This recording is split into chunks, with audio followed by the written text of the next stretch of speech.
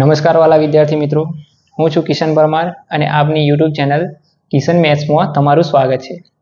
તો મિત્રો, આજે આપણે ધોરણ 9ની જે વાર્ષિક પરીક્ષા છે એ વાર્ષિક પરીક્ષા માટે જે અસાઇનમેન્ટ આપેલ છે, પરીક્ષાલક્ષી અસાઇનમેન્ટ છે, એની અંદર આપણે વિભાગ સોલ્વ કરવાના છે।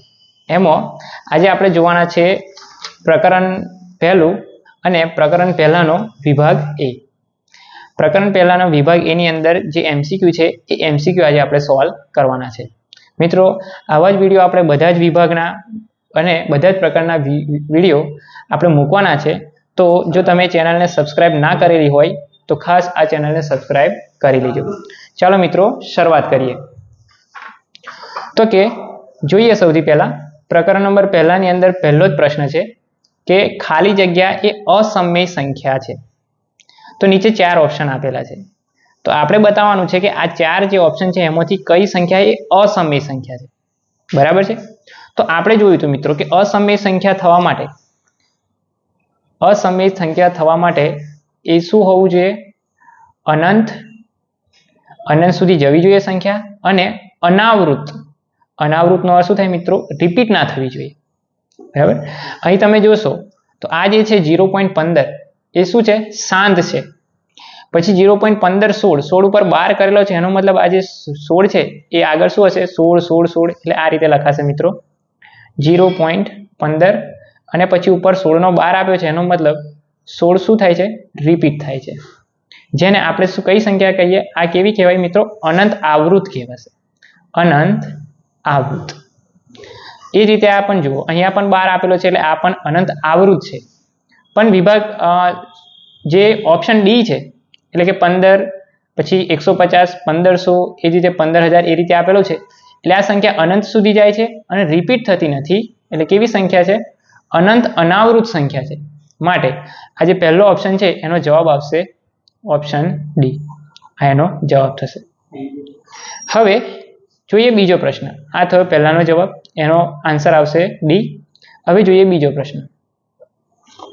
તો બીજો પ્રશ્ન શું છે મિત્રો કે 1/32 માઇનસ વર્ગમૂળમાં 18 ની કિંમત ખાલી જગ્યા થશે। તો સોલ્વ કરીએ મિત્રો। 1/32 માઇનસ વર્ગમૂળમાં 18, તો આને કઈ રીતે સોલ્વ કરી શકાય જોઈએ।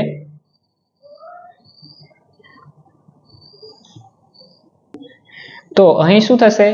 આ જે વર્ગમૂળમાં 32 છે એ વર્ગમૂળમાં 32 ને આપણે આ રીતે લખી શકીએ કે 16 × 2, અને આ જે 18 છે એ 18 ને આપણે શું લખી શકીએ?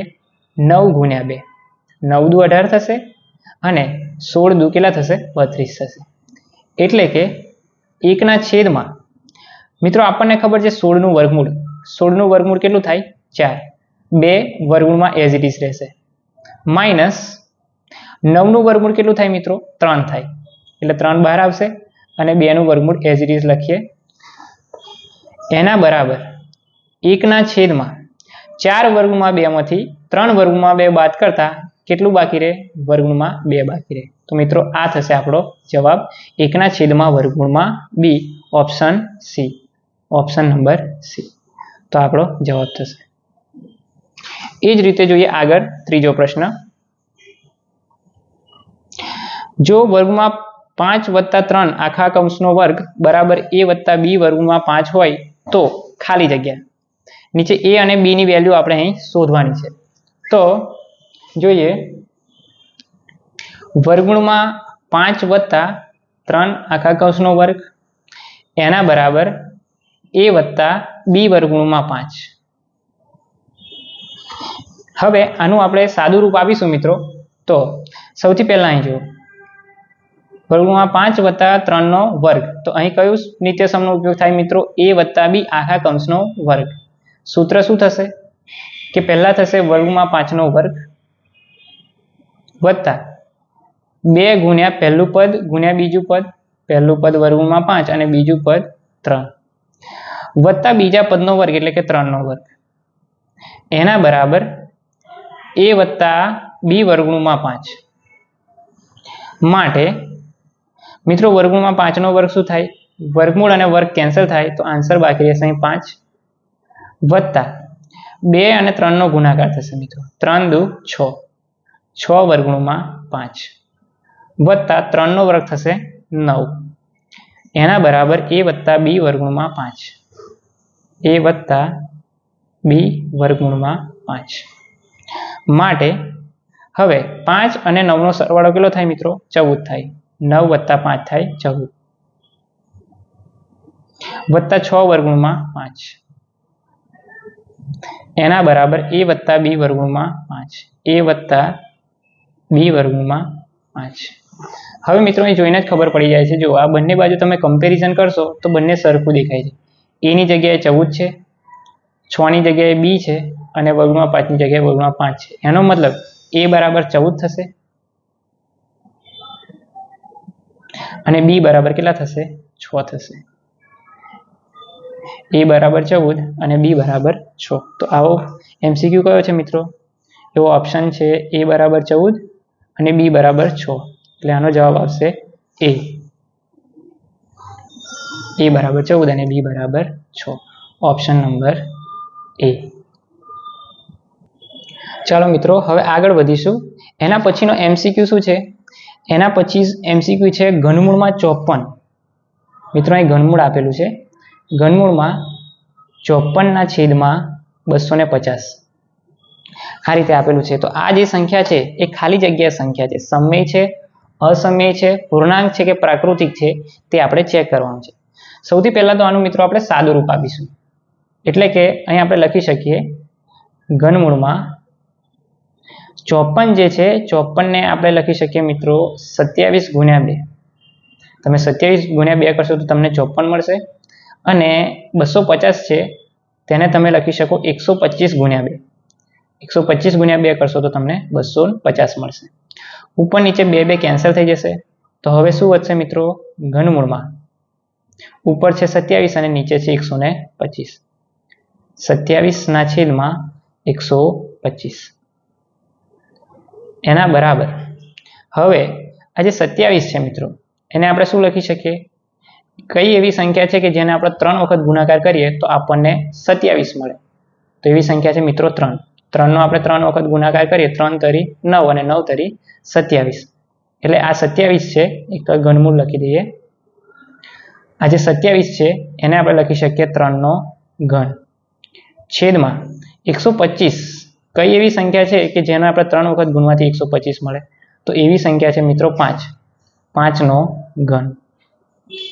તો હવે શું થશે? આ ઘનમૂળ આપશે તો મિત્રો ઘન અને ઘનમૂળ કેન્સલ થશે, ઘન અને ઘનમૂળ કેન્સલ થશે. તો આન્સર બાકી રહેશે 3 ના છેદમાં 5. બરાબર છે? 3 ના છેદમાં 5 એટલે આ કેવી સંખ્યા મળી આપણને? p ના છેદમાં q સ્વરૂપની સંખ્યા મળી, જેને આપણે કઈ સંખ્યા કહીએ છીએ? સમય સંખ્યા કહીએ છીએ. તો આપણો જવાબ આવશે સમય. Option number A. Option A જવાબ આવશે સમય. ઓકે, ચાલો મિત્રો હવે આગળ વધીએ. એના પછીનો છે પ્રશ્ન 5. વર્ગમૂળમાં 5 વત્તા વર્ગમૂળમાં 3 વર્ગમૂળમાં 5 માઇનસ વર્ગમૂળમાં 3. અહીં મિત્રો આપણે બંને કૌંસ આપેલા છે, બંનેનો ગુણાકાર કરવો છે. તો કેવી રીતે લખાશે? તો અહીં આ રીતે સમજો મિત્રો, a પ્લસ બી અને a માઇનસ બી આ રીતનું કંઈક આપેલું છે. તો આપણને ખબર છે મિત્રો a પ્લસ બી ગુણ્યા a માઇનસ બી આપેલું હોય તો એનું સૂત્ર બને છે a square minus b square. a એટલે કે વર્ગમૂળમાં 5 અને b એટલે વર્ગમૂળમાં 3 માટે લખી શકાય a સ્ક્વેર એટલે કે વર્ગમૂળમાં 5 નો સ્ક્વેર માઇનસ બી સ્ક્વેર એટલે વર્ગમૂળમાં 3 નો સ્ક્વેર. વર્ગમૂળમાં 5 નો વર્ગ, વર્ગમૂળ અને વર્ગ કેન્સલ થાય તો અહીં બાકી રહેશે 5 માઇનસ વર્ગમૂળ અને વર્ગ કેન્સલ થાય તો અહીં બાકી રહેશે 3 અને 5 માંથી 3 જશે તો આન્સર કેટલો આવશે મિત્રો? 2. તો આપણો જે ઓપ્શન છે ઓપ્શન કયો આવશે? Option number D. જવાબ આવશે 2. ચાલો મિત્રો ધ્યાન આપીશું. હવે પછીનો પ્રશ્ન છે પ્રશ્ન નંબર 6 કે 4 માઇનસ વર્ગમૂળમાં 5 નો સમયકારક અવયવ શોધો. મિત્રો સમયકારક અવયવ માટે શું થશે? તમારે એટલું યાદ રાખવાનું છે, જો કોઈ પણ સંખ્યા આપેલી હોય અને જો સમયકારક અવયવ પૂછે તો વચ્ચેની જે નિશાની હોય એટલી ચેન્જ કરવાની. અહીં 4 માઇનસ વર્ગમૂળમાં 5 આપ્યું છે તો માઇનસ છે તો અહીં શું આવશે વચ્ચે પ્લસ આવવું જોઈએ તો આનો જે ઓપ્શન જવાબ આવશે 4 વત્તા વર્ગમૂળમાં 5 ઓપ્શન નંબર સી ઓકે મિત્રો તો જો મિત્રો તમને આ વિડીયો ગમ્યો હોય તો વિડીયોને લાઈક કરજો અને ચેનલને સબસ્ક્રાઇબ કરજો અને તમારા જે મિત્રો છે એ મિત્રો સુધી આ વિડીયોને શેર કરજો